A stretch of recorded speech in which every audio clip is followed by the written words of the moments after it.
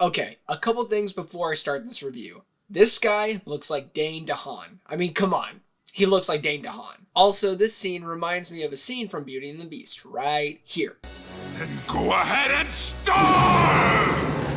I don't know why I wanted to mention that to you guys, but I mentioned it to you guys. Shadow and Bone follows the story of a map maker named Alina who has an extraordinary power that could change their world forever. Okay, let's get into the review. First off, the world building in this show is absolutely fascinating. It kind of reminds me of Avatar, how they had earthbenders, airbenders, firebenders, waterbenders. This is kind of basically the same thing, but overall there's a name for all of them. They're called Grisha.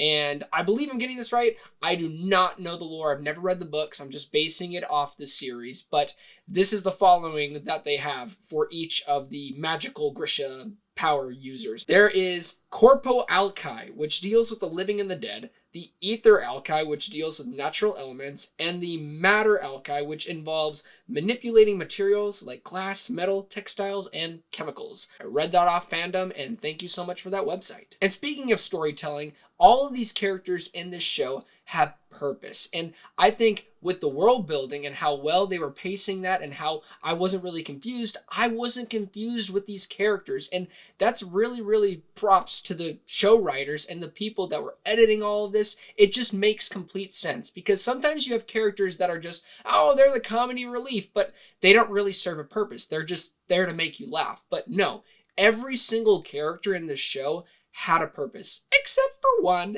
and we'll get to that later. But besides that one, every character, especially Alina, Mal, General Kerrigan, Jesper, the list goes on. Bottom line is, every character has a purpose, and it is so well told, and you understand each of their complexity. Like, for example, Alina wants to protect Mal from anything that's trying to attack Mal. She is so protective over him. And can I just say, I love their friendship. It is just so pure and genuine, and I am fighting for them every single time I see them on screen. And also, other couple characters that I love is Jesper. He is hilarious, and I love the way he wields a gun. It reminds me of Jango Fett and Boba Fett.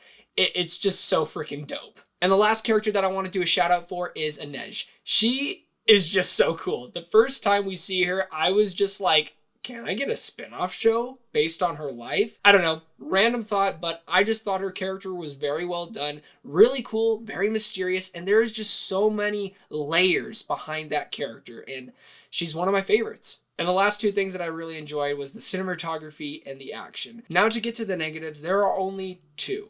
And my two negatives are Nina's storyline is so boring. Now, I would have said it was so pointless, and then you get to the final episode, and I understand why, but it makes me more upset, because she's just a setup for season 2. Like, that's really what her entire arc was. And yeah, they were doing some character development between the guy and her to establish a relationship where this man should hate her because she's a Grisha, and she should hate him because he's the enemy. Character development. They could have done a better job. They could have done a better setting. They could have had better characters or a better portrayal of the characters.